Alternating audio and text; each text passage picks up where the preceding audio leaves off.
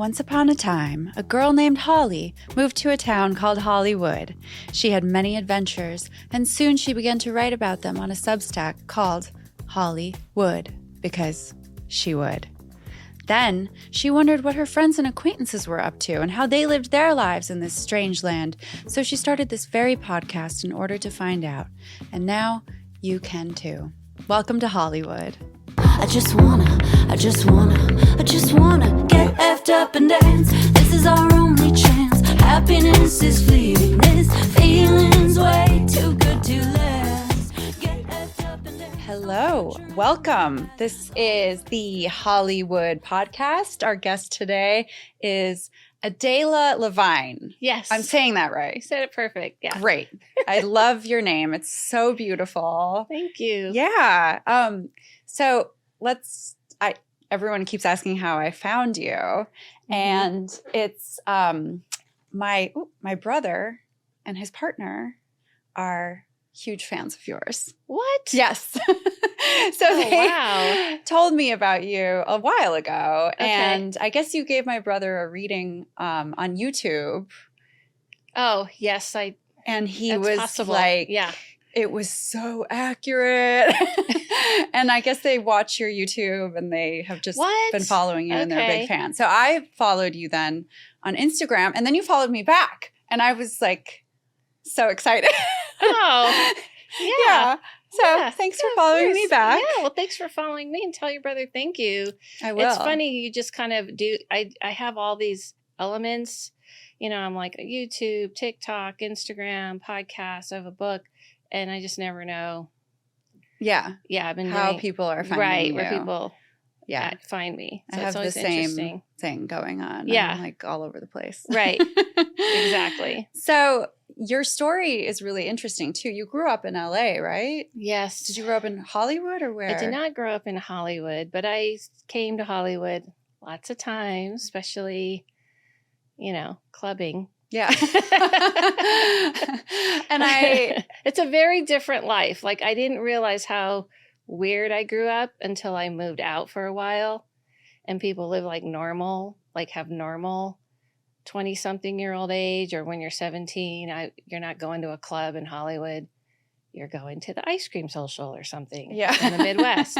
And I was like, oh, I grew up kind of weird. I think. Going to the clubs in Hollywood. Yeah, me and my friends going to the clubs in Hollywood like 17.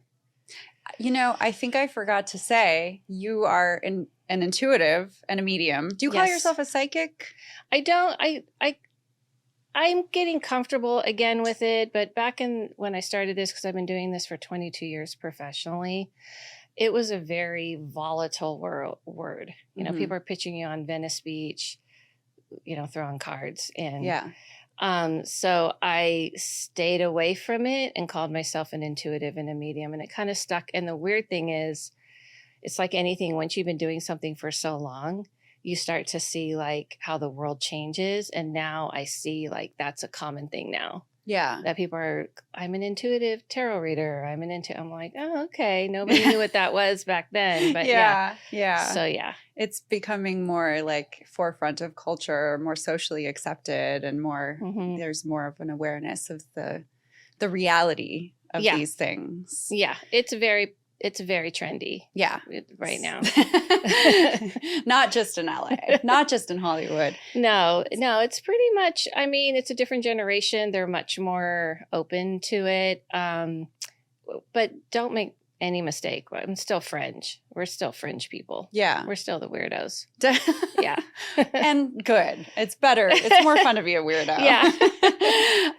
So Adela also has a podcast. And it's fantastic. It's called The House Medium. And you do a lot of work with real estate, which is super interesting. And I want to get further into that. But I heard on one episode a little bit of your origin story, which is very like Disney, as you said. You lost your mother when you were 10 days old. Mm-hmm. So I have a very strange story. My podcast did start off real estate, but it has definitely now paranormal. Okay. And people are kind of like veered away from Yeah. that. They're right. They want the like, crazy shit. Who cares about that? Yeah. So it's very paranormal now. People send in their stories and I read them and put sound effects like old school style. And then I have them on and tell them what I see, which a lot of times it's not so crazy. Like it's their aunt or something, but a lot of times it is like not great. But yeah, my story is a lot of writers here in LA always tell me I have the hero story. You know, my mom died when I was 10 days old, and my aunt, her sister, raised me with my uncle. And my aunt, you know, and my mother were sisters. They're Jewish, and so I'm half Jewish, half Mexican, but I didn't know my biological father, and my uncle's African American. So I was raised in a very multicultural family, grew up celebrating Kwanzaa when nobody ever heard of it. Yeah. It's all the things. So everything was different, but they were very, very intellectuals, extremely academic. So this is, everyone always asks me, is this from your family? I'm like, no, not even close. Not even close. My uncle was a sociology professor. My brother's a psychology professor and a psychologist. They all have PhDs and, Interesting. you know, master degrees. And I'm like, hi. So, yeah. What about your father? My real father? I don't like to call him my real father because I solely always connected to my uncle. Mm-hmm. Like if there's anyone I loved more, that's your dad to me. But even out of my biological family, he is the most. I feel the most connected to him, or I did. So my aunt passed when I was 18. She got sick with leukemia when I was 16. I always had dreams that she was gonna die early. Wow. Since the time I was little, I would have a reoccurring dream over and over. And logically, I thought it made sense because my real mother died. So maybe I have this fear of her dying. But my uncle was a dialysis patient. He was the first dialysis patient in Los Angeles. And he's actually on all the big medical books and has been studied. So they really didn't know how long he'd live. And he lived 35 years. So technically, he was always the one people thought would die young. Wow. But I just never saw that. Wow. So she got sick when I was 16. And I kind of knew that was what I saw, the premonitions that I saw. I didn't know the word premonition at the time. I just was like, yeah, this is what I've seen. So how did you come to like understand your gifts and what you do today? What was your opening, your awakening? How did it start? I would say my awakening was her dying. When she started getting sick, I was like about 18 and I was going through this like, oh, I see that her body's dying, but her spirit's still the same. And then when she passed, I was having dreams of her telling me stuff about the family. And they were like, how do you know these things? And I was like, I don't know. I thought I was helping everyone. I was calling them like this is what, you know, they were like, yeah, okay. You know, they were not receptive at all. I was like, isn't it great? Like, you know, no, it's not great. We don't know how you know that. That's weird. So they kind of pushed it away.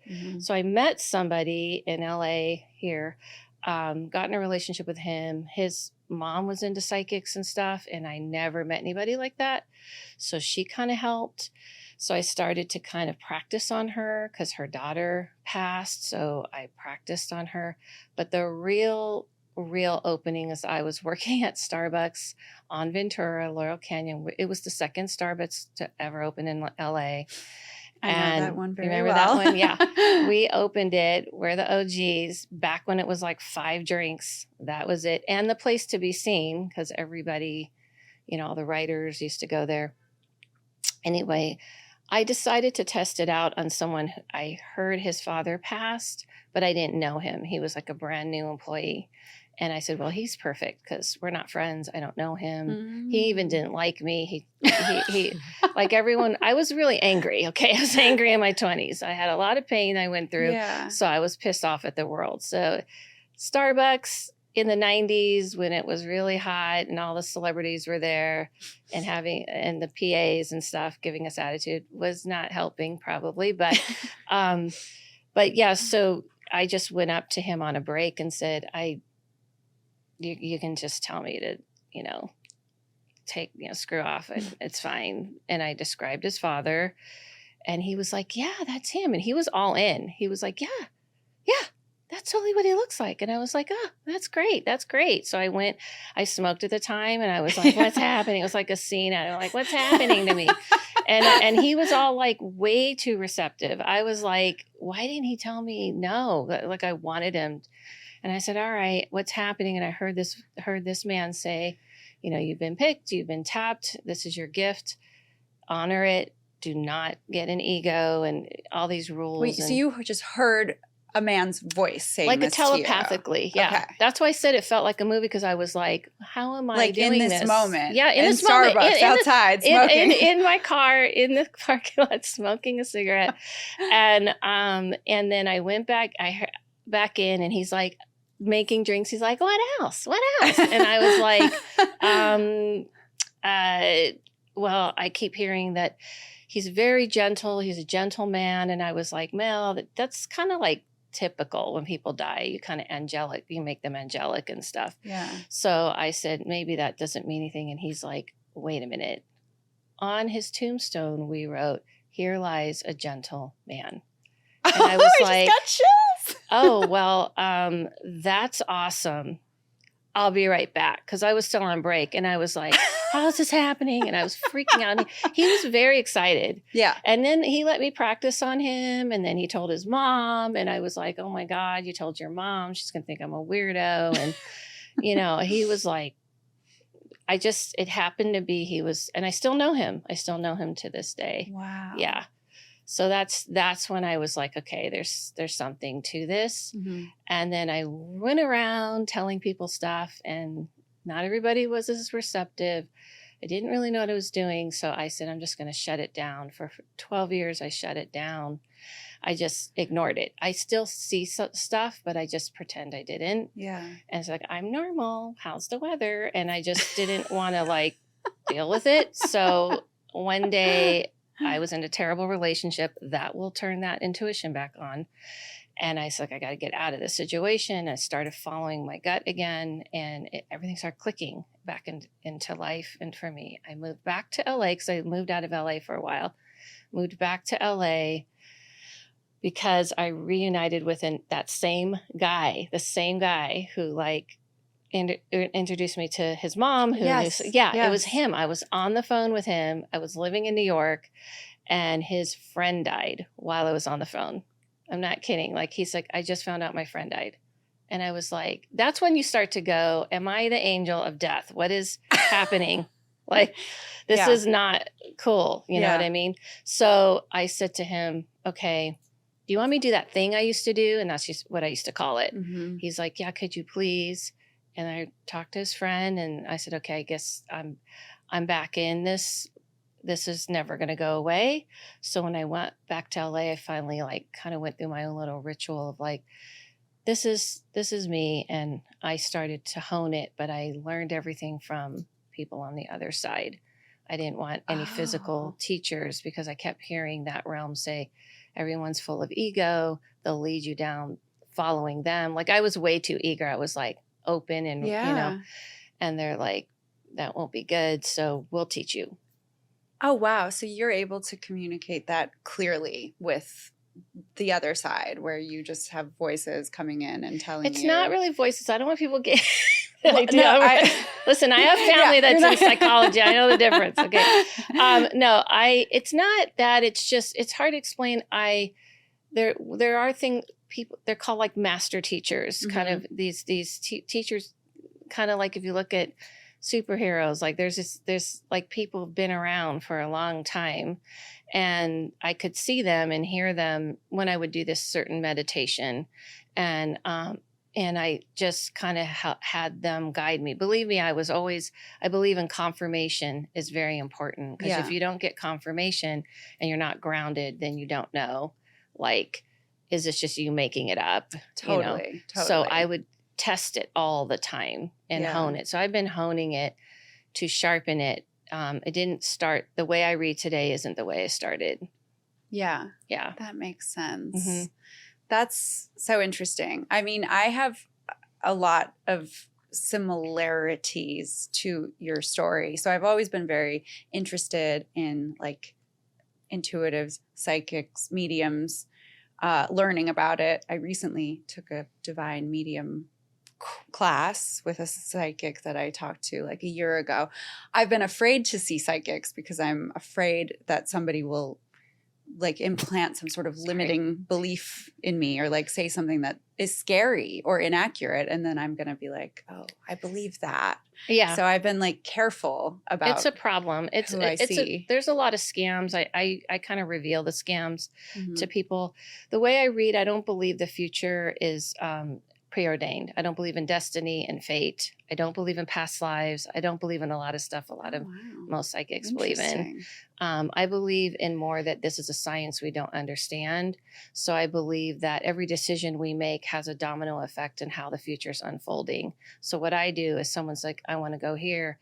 I go, this is the possible path. This is the path. I'm going to help guide you to the one I think you can miss a bunch of potholes and problems. Mm. And, obviously it's up to you.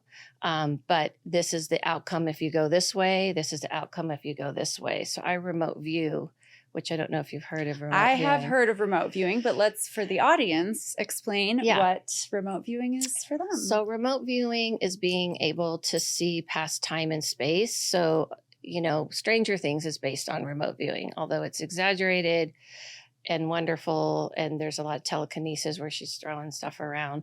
But the idea of her being able to find a person, find a place and walk around, that's what remote viewing is. So I can do that. And I do it in readings. I've been doing it on TikTok for fun and kind of tripping people out.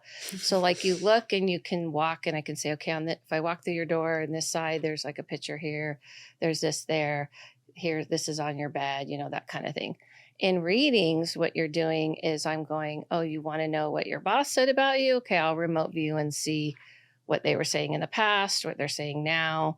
And so it's moving past time and space, past, present, and future. Mhm. The CIA was interested in, which is what Stranger Things is based on, for locating, people and places and stuff. It doesn't work on missing people, though. Oh, Yeah. why is that? I've come to my own conclusion. I think it's because you're interfering with time. You're interfering with the process. Remember, I said there's a domino effect. So if something has already happened and that person maybe needs to find out and that's part of their path, you're like, quote, playing God. You're Mhm. like, listen, I know I'm going to solve this. And you're going to change a whole sequence of events, how the person's mourning, how you can disrupt people's life. And that's my theory, but I one time came across the CIA article that talked about that they did discover that you can't find missing people with remote viewing. So I was like, oh, so I'm right. It doesn't work. So there was that confirmation. The confirmation. Yeah. Yeah. So remote viewing. So the way I believe in the future is that it's constantly moving. It's more circular than linear. Mhm. So I'm looking and going, okay, if you do this, then this will happen, then this will happen, and this will happen. I kind of do my whole everyday life that way. And with the medium side, a lot of mediums believe like, oh, you're bringing a spirit here and you're welcoming them here. You're not bringing anyone here. Mhm. They're not that obsessed with this place. I don't know why everyone thinks they're so obsessed with here, but I don't say whoever's here.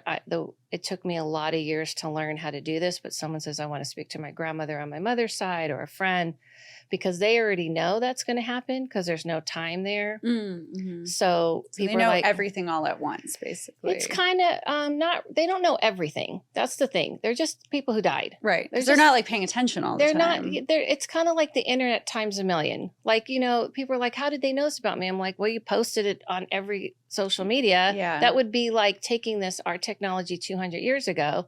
And then you're sitting here talking to me and then someone's watching you on a screen and they're like, how is that possible? And you're like, oh, it's moving through, like they Yeah. wouldn't be able to understand that. Yeah. And so the reason why we're scared of that world is because we don't really understand it. I have Yeah. a question that Yeah. I would love to Yes, know. Christiana, you're- our producer. Yes. Yes. If you're doing a reading on someone and you see something bad, like they're going to die or something, something tragic is going to happen, I feel like that's a big responsibility to have. There are spiritual laws. And one of the spiritual laws is that you're not allowed to just walk around telling people that they're going to die. You're not allowed to see that. You can't see that. You're blocked from that. You can't. And people who claim that, it's iffy. It's kind of usually a scam because it sells. Fear sells. So if you tell someone something terrible is going to happen and then here I can come and fix it, it hooks you in, right? So what you do is you can see like to a certain limit, even in my own life, believe me, because I'm obsessed with the future. So I'm always like, and there's certain things, even for myself, I can't know all the things. Most of the things I'm not surprised about. I can see if someone's going to die, if they're dying, like someone comes to me and says, my family member is really sick and they're having a hard time and they're dying. Can you see? But even then, someone can go, oh, not today, and shift their energy into wanting to push to be here. Like the future can always shift. We have control over it. So when a psychic's like, I see this bad thing's going to happen, the only thing you could do is say, I have a bad feeling, let's say, about this flight. Like I have a client who she flies constantly, but she's terrified of flying. So she'll be on a plane going, is it going to be okay? And I'm like, first of all, you're asking me like, so someone's going to look at your phone one day and be like, this psychic told you. No, I can kind of feel it. You know what I mean? I can feel, yeah, it feels fine. I can tell this is just your fear. This is not real. So you can kind of get a feel like I have a bad feeling if we go at 10 o'clock, let's go back a time. But someone can't just walk around telling people, oh, this horrible thing's going to happen, at this time, at this date. And it's kind of dark to go there. Mm-hmm. And then there's also scams. There's a lot of scams in that. Yeah. I mean, it's kind of more like, oh, maybe watch your diet or something. If you're like sensing something is off with someone physically physically isn't, not everybody can see stuff physically. I can scan and see people. I don't advertise it. Mm-hmm. I can see it, but I'm not predicting. I'm like, this is what I see in your body. A lot of times people want to know that because they want to check, like, is their doctor telling them the right thing? They're kind of nervous. But I always say I'm not diagnosing. Go to a doctor. I believe in medical science. Go get it checked out. But I can say to someone like, listen, I don't feel like you getting involved with this person's going to be good. Mm-hmm. Like this is not a good situation. They're coming from this kind of place. You might want to steer away from it, or you may not want to sign this contract right now. But it's not like, this is why the future can shift. You make a different decision, you handle it a little different, and the dominoes fall a different way. Mm-hmm. This whole idea where people do the whole like, this, yes, no, this will happen, no, it won't, is not how it works. Right. Yeah. There's no concrete yes or no. Everything's nuanced. And it's not nuanced. It's hard to, the future is happening. Right? Mm-hmm. You walk out your door, you turn left, you're already starting the dominoes, right? But if I'm like, I think we should turn around, then we've changed it. Mm-hmm. And a whole different sequence of events happens. Right. You have the power of your own future. People want to believe, because it's easier to believe, something else is controlling it. So free will is real. And this is what who your masters, like how do you refer to them? That's master teacher. I don't want people to get the yeah, masters is the wrong word. I'm not bowing to anybody. I see them as like professors. Like they do you call them like the spirits, or how do you refer to the people? I mean, at these days, it's just kind of being one. It's kind of like how to explain it? It's like Google, mm-hmm. right? If you Google something, right, there's a million people who have ideas of things and what it should be, and you're going to be more connected to one particular person, and you like the way they talk, and you like the way they teach something. Does that mean another one is wrong? No. Mm-hmm. There's a lot of collective, so there's a collective conscious in that realm, and it works more in a collective way. And when people talk about guides and angels and all this, they're separating themselves because we live separate here. We're obsessed with being different from each other, no matter what people say. Yeah. We're obsessed with where we live, what car we drive, what ethnicity we are, what clothes we wear. We are very obsessed of how different we are from each other. In that realm, it's a collective understanding. That makes that's sense. kind of the raw version of that is the internet. It's like a barbaric version of it. We're starting to see it. And that's why a lot of people are threatened by it, because now we can all go, collectively, we decided this person sucks. We're not listening to them anymore, right? Because everyone kind of gets the same vibe or something. And now we're able to talk to each other in a very fast-paced way. Well, that's what telepathic talking is with that realm. Okay. I get that. So when I first got sober 6 years ago, I had a head injury and I quit drinking. I started hearing a man's voice. Actually, I started hearing the voice before I got sober. Okay. I heard a man say to me one morning when I was really hungover and I was throwing up in my bathroom and like feeling like I was maybe going to die. A man said, "You won't believe what happens in your life when you get sober." I heard it clear as anything, just crystal clear. Even like thinking about it, it scared me at the time because I was like, well, I'm psychotic also. That's definitely what this is. Yeah, also, like, who is this guy telling me I need to get sober? Screw you. Yeah, no one dialed you up. Yeah. No one asked. Then I did get sober, and then I felt this presence so strong with me. I almost want to cry thinking about it. For the first 6 months, I heard him speak to me several times. Like he calmed me down when I was really upset, when I was like going through this incredibly hard time.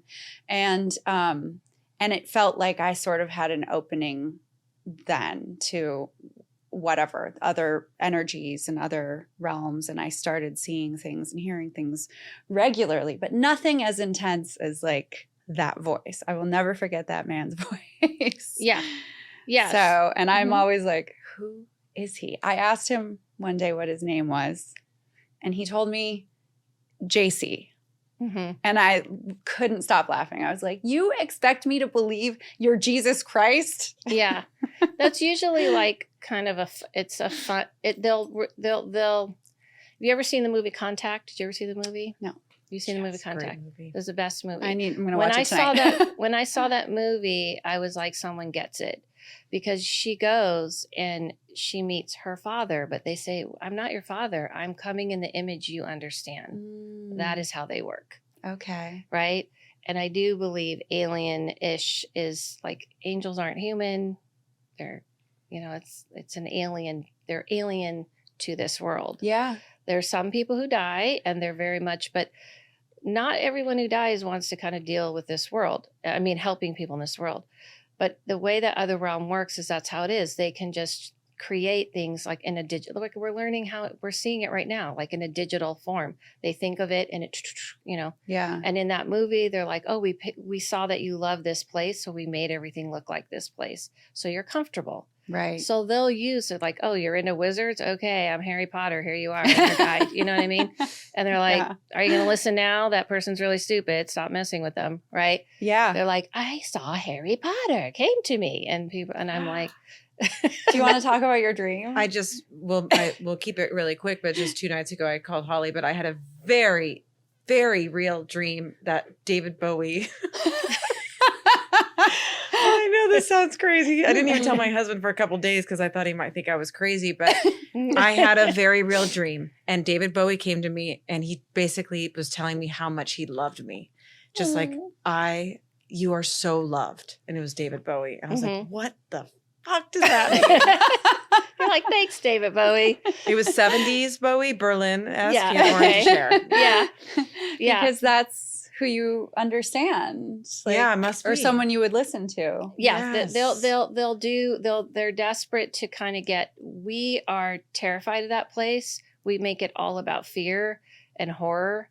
And so we've blocked it out. They can hear and see us fine. A medium's job isn't to convey any messages to them. Mm-hmm. So whenever a medium's trying to act like, I am here to, No, our job is just to kind of help you hear that world. They can see and hear you fine today, any given day, all the time. Mm-hmm. So they'll be like, like there's another great movie, What Dreams May Come, where they show that, where when he goes to that realm, with Robin Williams, he sees what he thinks is people he knows, and they're like, it's the opposite. He's like, I don't know these people, but I thought I'd see the people I know. And then later he realized all the whole time it was the people he knew. They're like, you wouldn't have listened to us. You wouldn't have listened to us, but you'll listen to this beautiful lady, and you'll listen to this cool guy, that's your friend, So if the other realm or the collective or whatever you want to refer to it as is listening and can hear us, is that like how prayers work? Like are they able to help us? They are able to help to a certain extent. Like I said, when people die, you don't become all knowing. It's like a whole city there. It's like a whole city. It's a whole world. It's a different world. They can kind of like sending a text or a DM, and that's what signs are and things like this, and kind of influence you telepathically. Mm-hmm. Like all of a sudden you're like, why don't I feel like I want to go here? Why do I feel weird about this place? Why do I feel weird about this person? Mm-hmm. So they can do a telepathic like impression, like, trying to get your attention or throw you a sign to even back that up. And that's where bird signs and butterflies and all that come from, because they're on the same frequency. Mm-hmm. So they're just energy. So they're a frequency. So they go, hey, Mr. Bird, she's finally listening. Can you fly by? So she can know I'm here. And the frequency, sure. And so we can ask for signs. I mean, every time I ask for a sign, I get it. I always get it. Yeah. I don't.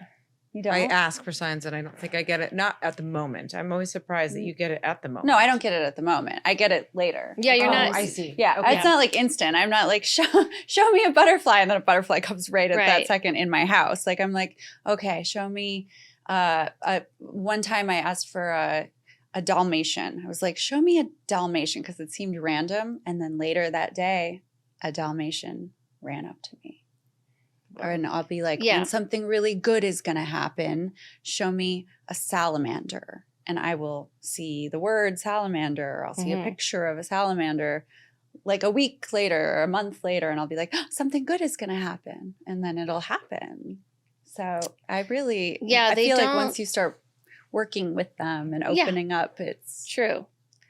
They don't give signs in the moment, because you have to realize here we're very much in our head. So let's say you said, give me a sign. And I've seen this happen where I'm doing readings for somebody, or I'm in a situation and the light starts flickering, and then people are like, well, that's weird. And I'm like, but I'm not sure still. And I'm like, all right, well, that's not good enough. And I think it's because they're your mind. So they don't do it in the moment. They'll do it later when you're not expecting it, because it's more impactful. You're like, oh, that's so crazy. That's weird that I saw that.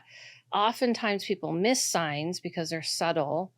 And it's cool that you're doing it that way. Most people that wouldn't work, and I wouldn't recommend it, maybe because you're tuning into it. So that's cool. But most people, that would be harder for them.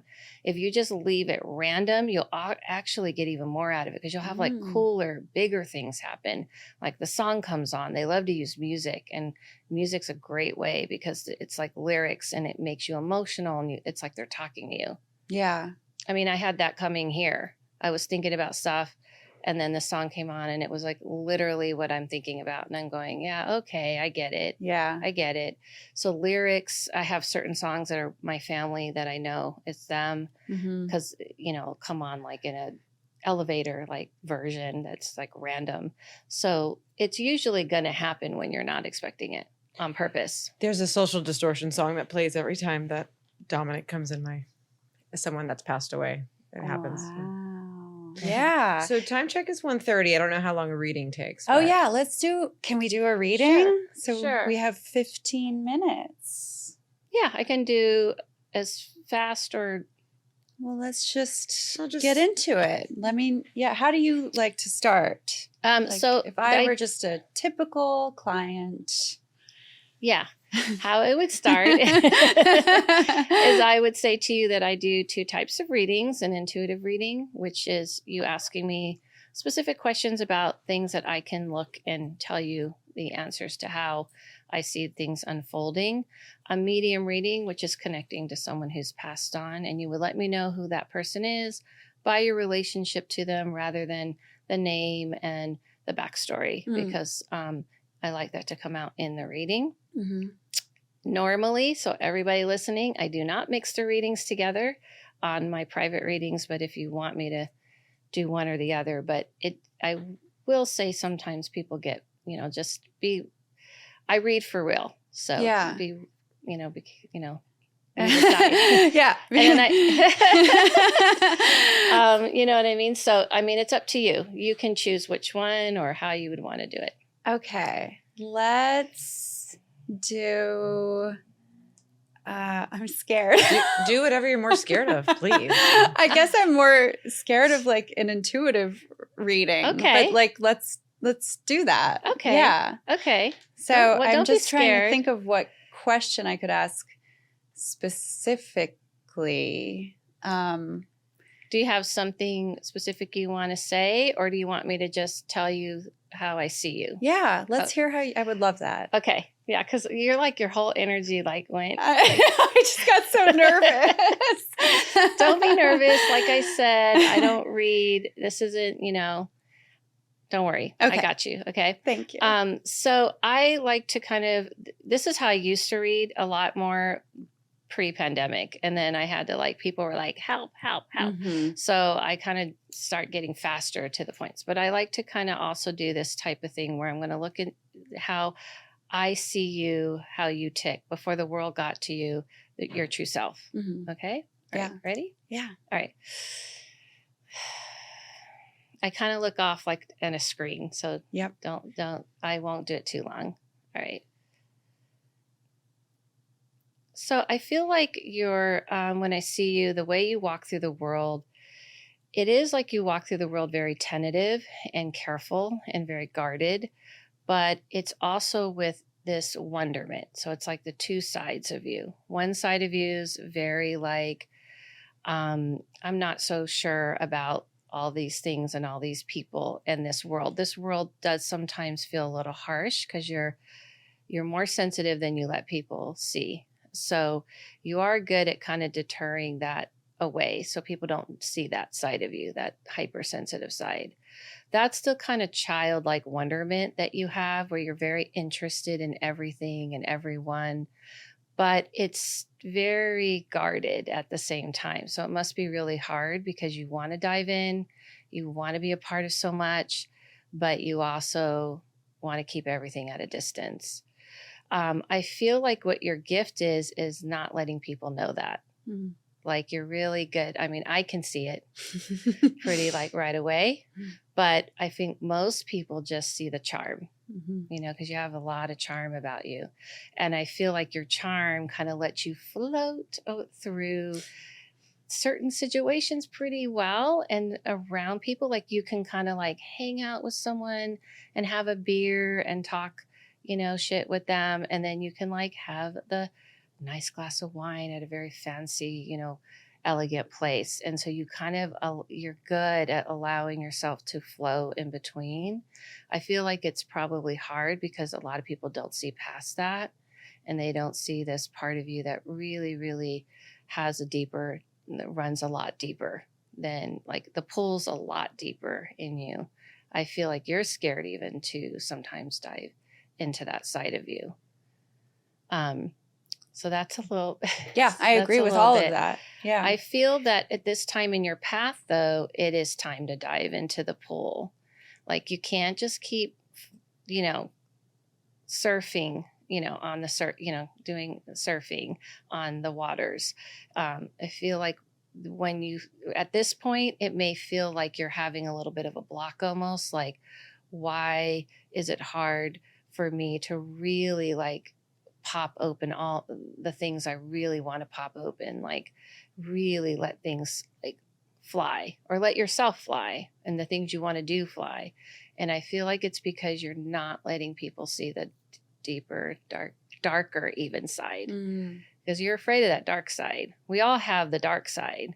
It doesn't mean evil, doesn't mean bad. It's just the side of us that, you know, kind of doesn't mind the darker side of things. Like Mhm. you, I feel like you kind of see that side. That's why I feel like you walk around like tentative, because you're like, I see that, I see you, but you're not really scared of it. Yeah. You kind of can walk right into it and you probably charm, you know, that person or that situation, but not, I think you're afraid if you allow that part of you to happen, you're going to like take it back with you, or it's going to change you or something like that. Yeah. Or that I'll be like judged for it. Right. Yeah. That society won't be able to handle it. I mean, it's interesting you say all of that, because it's what I'm actively working on right now in therapy. Yeah. Because I'm writing a book and Oh, cool. memoir, and it's like so much of it is like so dark. I'm struggling with how to like love that side of myself and accept it, and the things I've seen and been through, or this part of me that I feel is maybe like bad. But some people are able to what I call walk in the line, which is there's the dark and the light, and they're comfortable in it. So it's almost kind of, imagine if you're walking down a path and there's a wall of dark and there's a wall of light. And you can even look at the dark side and see people get lost in there and pull them out and throw them into the light and keep walking. That's kind of how you are. But no one would know that. Mm-hmm. And I feel like if you let people see that, they would see all the interesting parts of you. Yeah. So you should let that all out and let it fly in the book for sure. Because there's a lot of people who understand that. It's more true to who you are.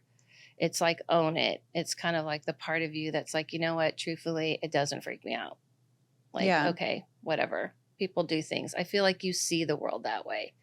Like someone could be like, hi, I'm so-and-so, and I'm part of the PTA or whatever. You can tell my mom because I said PTA. But I'm not in the PTA. But but I'm saying like, and you're like, clock. Yeah. I see all the dark parts in that person. And you're probably like, well, why don't I just see the nice things? Like, what's wrong with me? Why am I doing that?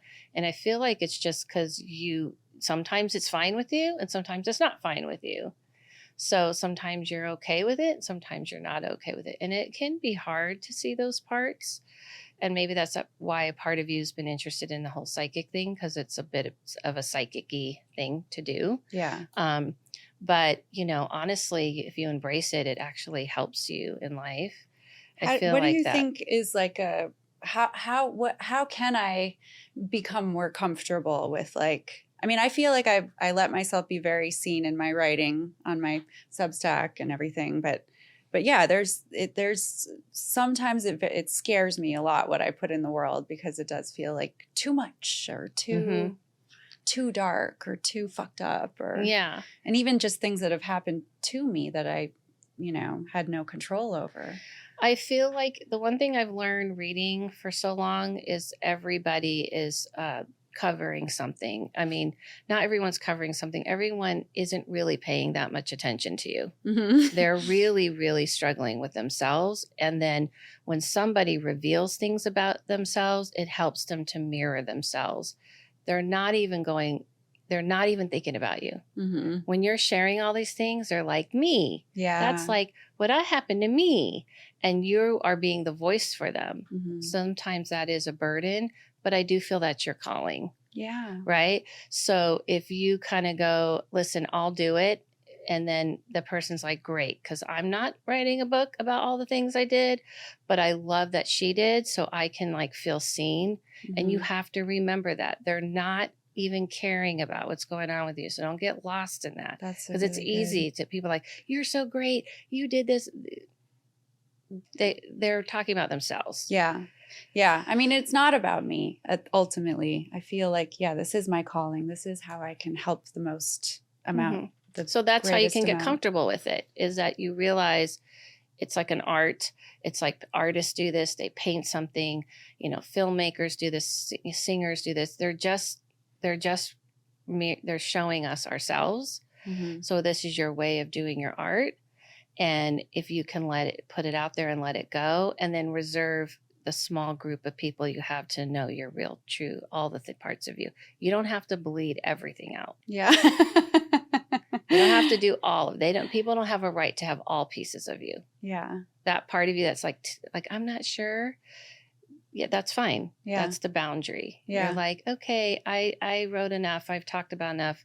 You don't have to know all the things, and then you'll feel more comfortable. Mm-hmm. But I do feel like it's your way of realizing, if you start to realize that people aren't like really looking at you, for one, other people wear masks very well and other people don't.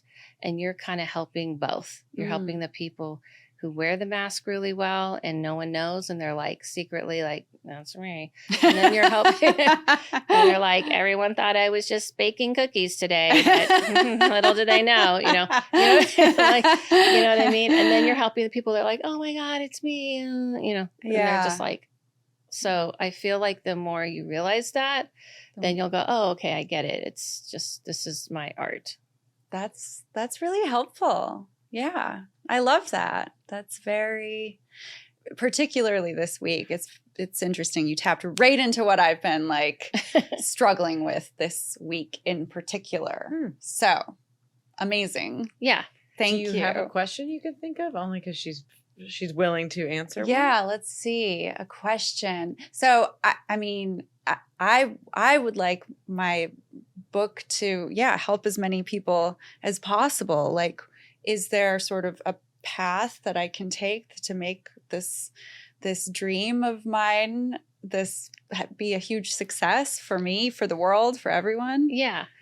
I feel that the parts of you, if you take the path of just go all the way in, that's what I was saying earlier, like go all the way into the pool, meaning like the parts of you that you have from your past, your family, because I know I listened to a little bit of your podcast and you were talking to someone about your dad and what he did. I feel like I could feel that there's a part of you that's afraid to utilize all those things. Yeah. Put it all in, like utilize all of it. I feel like if you go down this path, like completely like transparent, but then you say, I still have a piece of me over here, but not holding back and allowing yourself to just like show people the deeper, darker sides of you, this will succeed. Mm-hmm. But if you try to be too perfectionist about it, let the edges be there. Let the rawness be there. Yeah. Let the imperfections be there. Okay. But if you try to be too perfect about it, in today's world especially, because this is where we're moving to in this world, in entertainment, in the media, in conversation, people want to they like the raw. Yeah. Great. So if you're just like truly being yourself and being raw, like even if you have a day and you post, you're like, I have nothing to say, everybody, bye.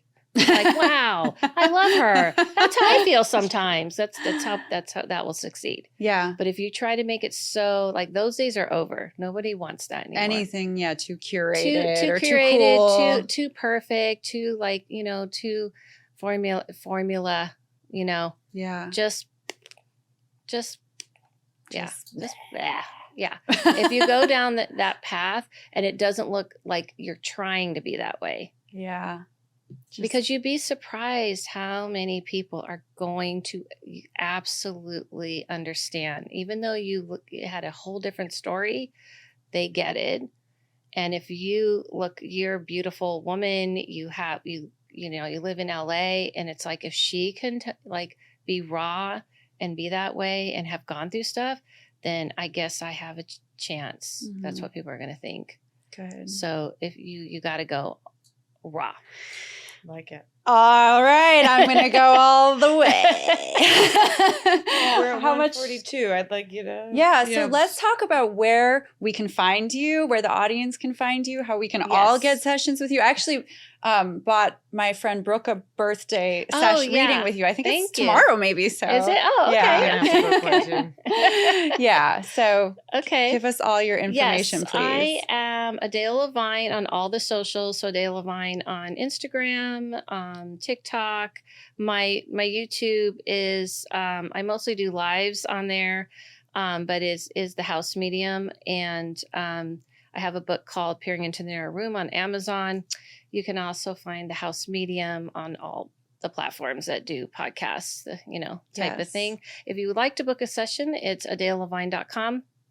Pretty easy. If you put in Adela Lavine, Adela Lavine, everything will come up. I'm also going to link everything in the show notes. So all of your links I will include. So it'll be really accessible, really easy.